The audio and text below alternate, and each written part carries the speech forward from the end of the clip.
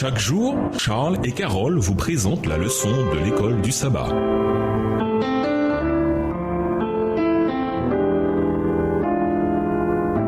Bienvenue dans votre émission Dieu nous parle. Voilà la leçon 12, le jour du Seigneur.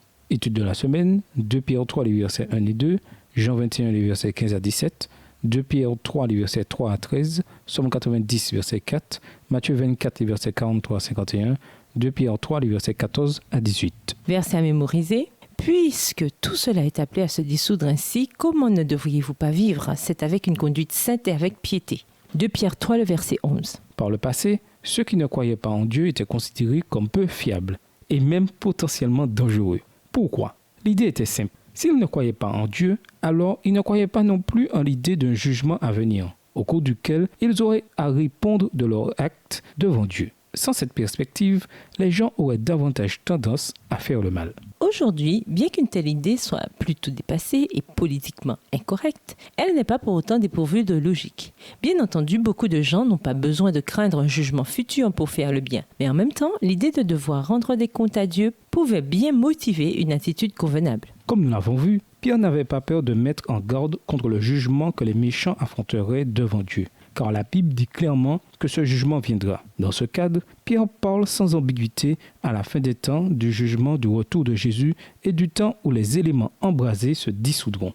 2 Pierre 3, verset 10. Pierre savait que nous sommes tous pécheurs et, avec de telles perspectives en vue, il déclare « Comment ne devriez-vous pas vivre ?» C'est avec une conduite sainte et avec piété. 2 Pierre 3, verset 11.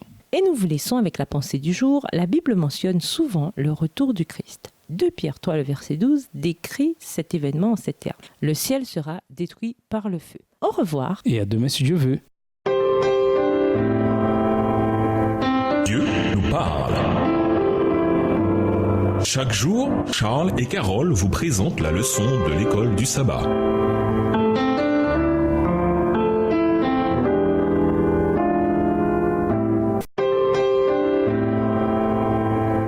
Dieu nous parle.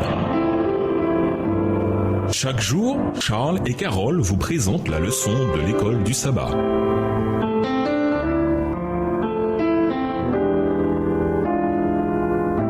Bienvenue dans votre émission. Dieu nous parle. Nous voilà à la leçon de dimanche, l'autorité. Pierre a averti ses lecteurs au sujet des enseignements dangereux que l'Église devrait affronter. Il les a mis en garde contre ceux qui, tout en leur promettant la liberté, ramèneraient les gens dans l'esclavage du péché, c'est-à-dire à l'opposé de la liberté qui nous a été promise en Christ. Malheureusement, ce n'était pas tout.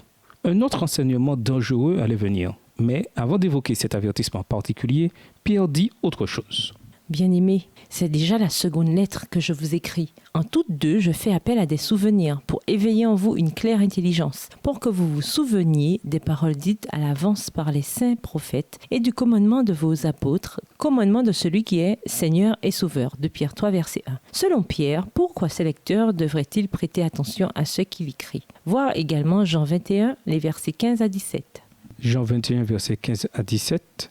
Après qu'ils eurent mangé, Jésus dit à Simon-Pierre, « Simon, fils de Jonas, m'aimes-tu plus que ne le font ceux-ci » Il lui répondit, « Oui, Seigneur, tu sais que je t'aime. » Jésus lui dit, « Prends soin de mes agneaux. » Il lui dit une seconde fois, « Simon, fils de Jonas, m'aimes-tu » Pierre lui répondit, « Oui, Seigneur, tu sais que je t'aime. » Jésus lui dit, « Sois le berger de mes brebis. » Il lui dit pour la troisième fois, « Simon, fils de Jonas, m'aimes-tu » Pierre fut attristé de ce qu'il lui avait dit pour la troisième fois, « M'aimes-tu » Et il lui répondit, « Seigneur, tu sais toutes choses, tu sais que je t'aime. » Jésus lui dit, « Prends soin de mes brebis. » Dans 2 Pierre 3, les versets 1 et 2, Pierre leur rappelle les paroles inspirées qui leur étaient parvenues auparavant par les saints prophètes.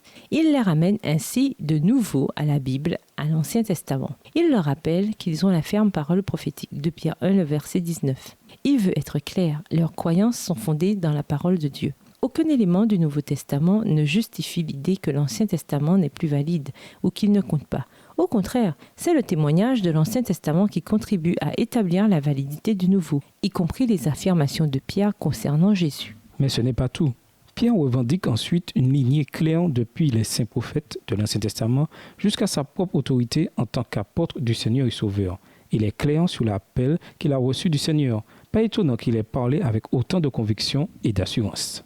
Pourquoi est-ce la parole de Dieu et non la culture ou notre propre jugement qui doit avoir autorité dans nos vies? Après tout, pour quelle autre raison gardons-nous le sabbat du 7e jour si ce n'est à cause de la parole de Dieu? Et nous vous laissons avec ces questions de réflexion en réfléchissant aux événements des derniers jours, dont le point culminant sera le retour de Jésus. Que ressentez-vous d'abord? Au revoir. Et à demain si Dieu veut. Dieu nous parle. Chaque jour, Charles et Carole vous présentent la leçon de l'école du sabbat.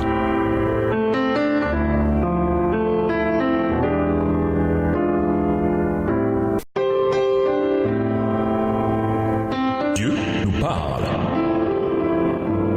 Chaque jour, Charles et Carole vous présentent la leçon de l'école du sabbat.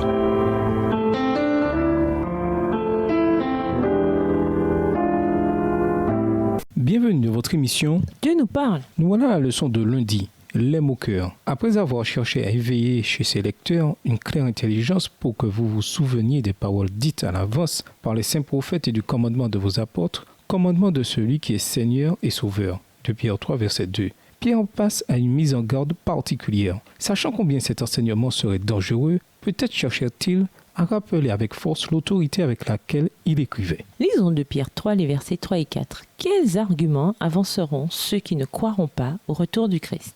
De Pierre 3, les versets 3 et 4, sachez avant tout que, dans les derniers jours, il viendra des moqueurs pleins de railleries qui marcheront selon leur propre convoitise et diront « Où est la promesse de son avènement?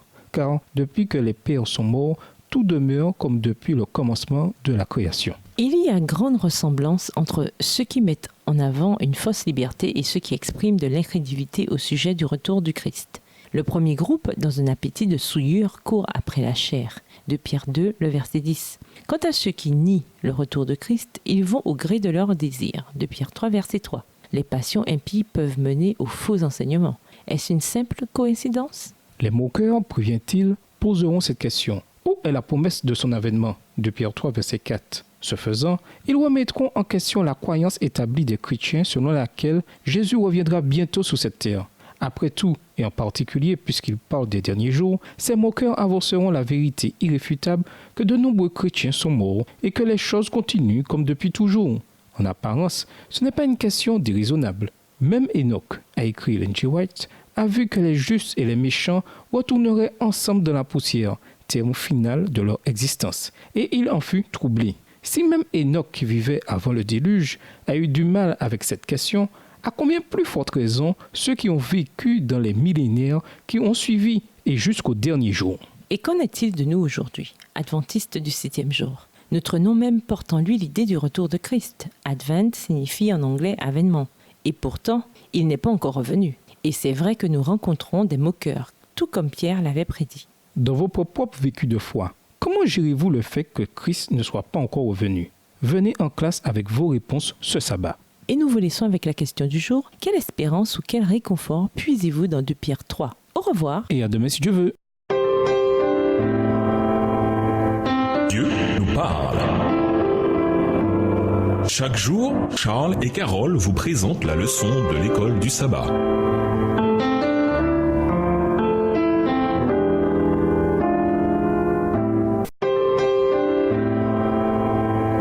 Dieu nous parle. Chaque jour, Charles et Carole vous présentent la leçon de l'école du sabbat.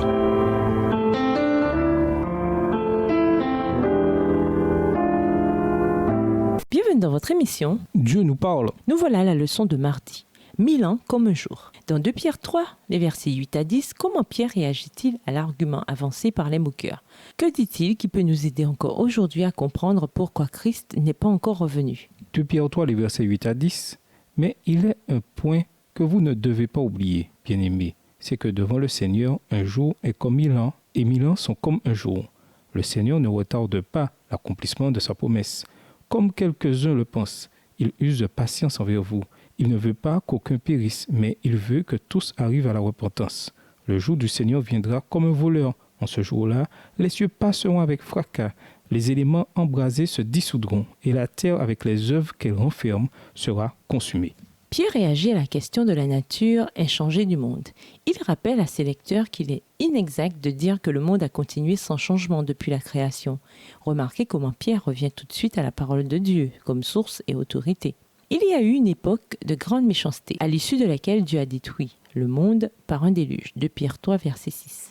Et le déluge a causé de grands changements dans le monde, changements avec lesquels nous vivons encore aujourd'hui. Pierre dit ensuite que la prochaine destruction se fera par le feu et non par l'eau, 2 Pierre 3, le verset 10. Pierre écrit également « Un jour est comme 1000 ans et 1000 ans comme un jour », 2 Pierre 3, verset 8. En disant cela, Pierre pensait peut-être aux paroles de Psaume 90, verset 4. « Car 1000 ans sont à tes yeux comme le jour d'hier, comme il passe, et comme une veille de la nuit. » Autrement dit, notre conception du temps n'est pas celle de Dieu.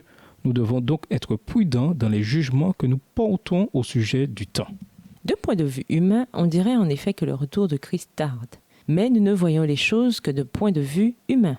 Du point de vue de Dieu, il n'y a pas de retard. En fait, Pierre dit qu'un temps supplémentaire a été accordé car Dieu montre sa patience. Il ne veut pas qu'aucun périsse, 2 Pierre 3, verset 9. Le temps supplémentaire a donc été accordé pour donner l'occasion à un grand nombre de gens de se repentir. Cependant, Pierre nous met en garde. On ne doit pas utiliser la patience de Dieu comme une occasion de remettre à plus tard une décision en faveur de Jésus. Le jour du Seigneur viendra de manière aussi inattendue qu'un voleur dans la nuit. Un voleur qui vient de nuit s'attend probablement à repartir sans que personne ne se rende compte de sa présence. Mais si le jour du Seigneur viendra comme un voleur, ce n'est pas pour autant qu'il passera inaperçu. Comme dit Pierre, les cieux passeront avec fracas, les éléments embrasés se dissoudront. 2 Pierre 3, verset 10. Le message de Pierre est donc similaire à celui de Paul. Eh bien, c'est maintenant le temps vraiment favorable, c'est maintenant le jour du salut. 2 Corinthiens 6, verset 2. Et nous vous laissons avec la question du jour. En quoi le fait de vivre dans l'attente de nouveaux ciels et d'une nouvelle terre change-t-il votre paradigme? Au revoir. Et à demain si Dieu veut. Dieu nous parle. Chaque jour, Charles et Carole vous présentent la leçon de l'école du sabbat.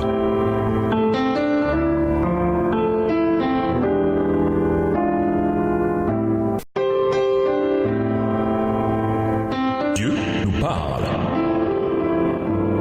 Chaque jour, Charles et Carole vous présentent la leçon de l'école du sabbat.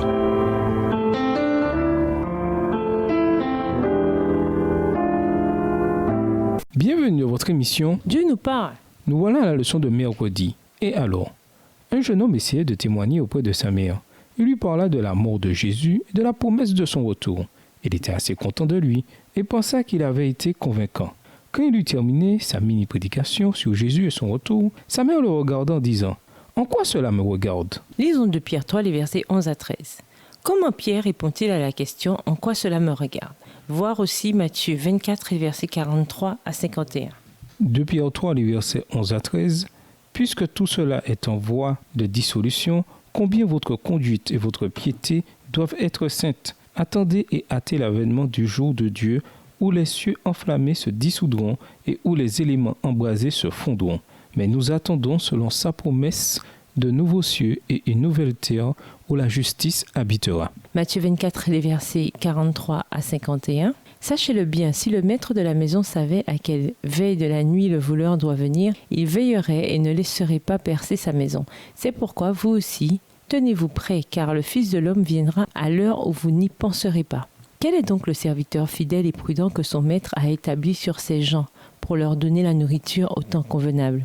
Heureux ce serviteur que son maître, à son arrivée, trouvera occupé de la sorte. En vérité, je vous le dis, il l'établira sur tout ce qu'il possède. Mais si c'est un mauvais serviteur qui se dise en lui-même « Mon maître tarde à venir », s'il commence à battre ses compagnons, s'il mange et boit avec les ivrognes, le maître de ce serviteur viendra le jour où il ne s'y attend pas et à l'heure qu'il ne connaît pas. Il le mettra en pièces et lui fera partager le sort des hypocrites. C'est là qu'il y aura des pleurs et des graissements de dents. Comme nous l'avons dit, notre nom même, adventiste du 7e jour, révèle que nous croyons en la réalité du retour de Christ. Cette doctrine est fondatrice. Toute notre foi chrétienne serait dénuée de sens sans le retour du Christ et toutes les promesses qui vont avec. Mais ne risquons-nous pas de devenir comme le méchant serviteur dans la parabole de Matthieu 24 et versets 43 à 51 ? Nous ne commettons peut-être pas le même genre de méfait décrit dans la parabole, mais ce n'est pas la question, c'est une parabole après tout.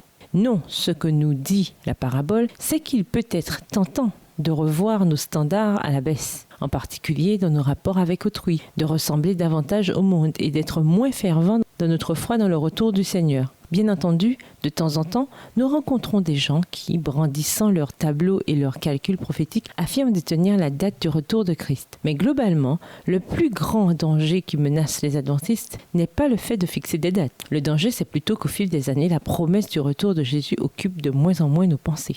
Plus nous passons du temps ici-bas, et plus nous nous rapprochons du retour de Jésus. De notre côté, plus nous passons du temps ici-bas, et plus il est facile d'imaginer son retour comme un événement très lointain, tellement lointain qu'il n'a plus aucun impact sur notre vie quotidienne. La Bible nous met en garde contre ce genre de suffisance. Comme Pierre l'a dit, si Jésus doit revenir et si nous devons affronter un jugement, les chrétiens doivent avoir une conduite sainte et avec piété. 2 Pierre 3, verset 11. Quel impact la réalité du retour de Jésus a-t-elle sur votre vie quotidienne et sur votre façon de penser ? Qu'indique votre réponse sur votre vie et votre foi ? Et nous vous laissons avec la question du jour. Vous reposez-vous en Jésus ? Quel fardeau devez-vous lui apporter ? Au revoir. Et à demain si Dieu veut. Dieu nous parle. Chaque jour, Charles et Carole vous présentent la leçon de l'école du sabbat.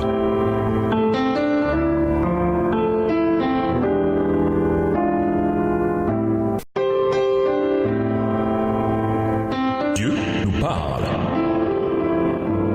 Chaque jour, Charles et Carole vous présentent la leçon de l'école du sabbat.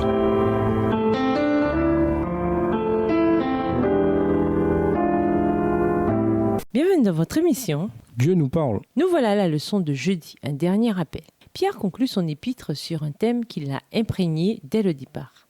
Mener une vie sainte et faire attention à ne pas se laisser prendre par l'égarement des impies. 2 Pierre 3, le verset 17. Lisons 2 Pierre 3, les versets 14 à 18. À qui Pierre s'adresse-t-il et contre quoi les met-il en garde ? 2 Pierre 3, les versets 14 à 18. C'est pourquoi, bien-aimés, dans cette attente, efforcez-vous d'être trouvés par lui sans tache et sans défaut dans la paix. Considérez que la patience de notre Seigneur est votre salut, comme notre bien-aimé frère.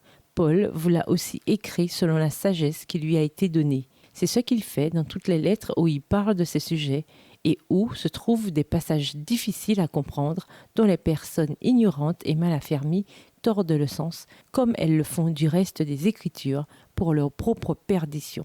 Vous donc, bien-aimés, qui êtes prévenus, soyez sur vos gardes de peur qu'entraînés par l'égarement des impies, vous ne veniez à déchoir de votre fermeté, mais croissez dans la grâce et la connaissance de notre Seigneur et Sauveur Jésus-Christ. À lui la gloire maintenant et jusqu'au jour de l'éternité. Chose intéressante, Pierre termine son épître en renvoyant ses lecteurs aux écrits de Paul, notre frère bien-aimé. 2 Pierre 3, verset 15. Paul a également évoqué la nécessité de vivre en paix tout en attendant le retour de Jésus et d'employer ce temps à bâtir des vies saintes. Voir Romains 2, verset 4, Romains 12, verset 18, Philippiens 2, verset 12. Remarquez également que la référence que fait Pierre aux écrits de Paul montre combien les écrits de ce dernier étaient tenus en haute estime au début de l'histoire chrétienne. Il est impossible de déterminer si Pierre parle de l'ensemble des écrits de Paul ou seulement d'une partie d'entre eux.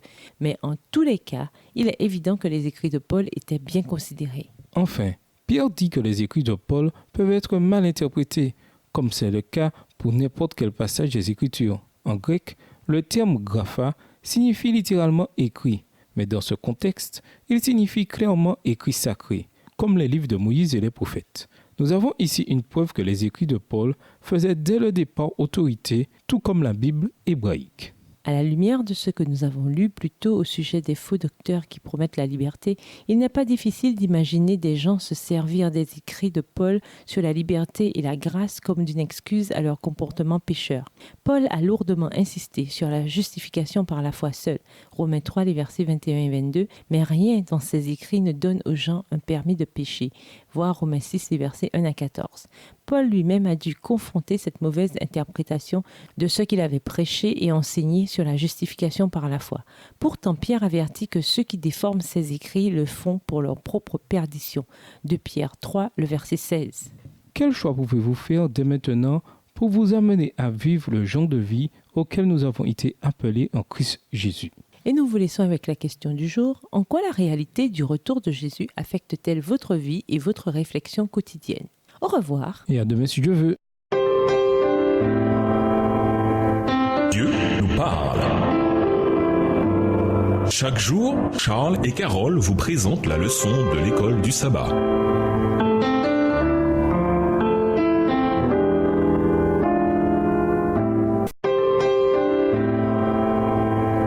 Dieu nous parle. Chaque jour, Charles et Carole vous présentent la leçon de l'école du sabbat.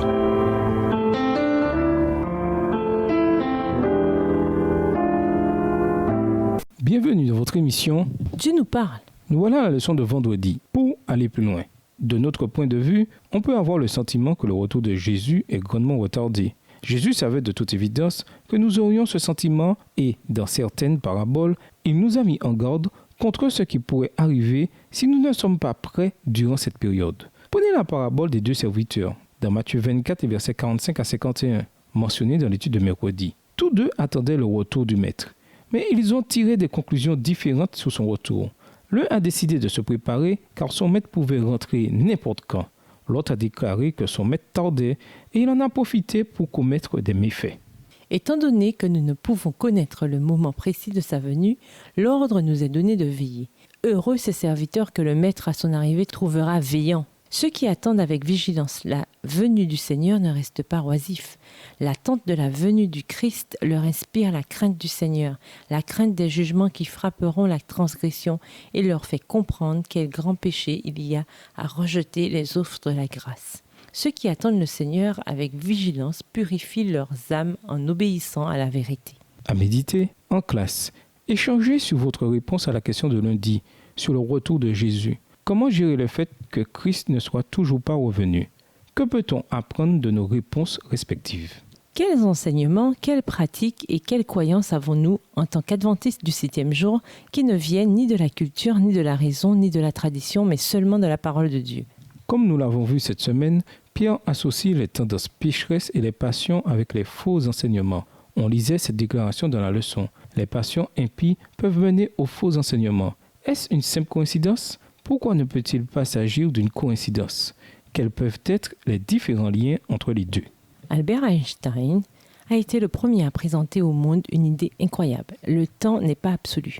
Autrement dit, selon l'endroit où vous vous trouvez et la vitesse à laquelle vous vous déplacez, le temps dans votre cadre de référence sera différent de celui d'une autre personne qui se trouve dans un autre cadre de référence.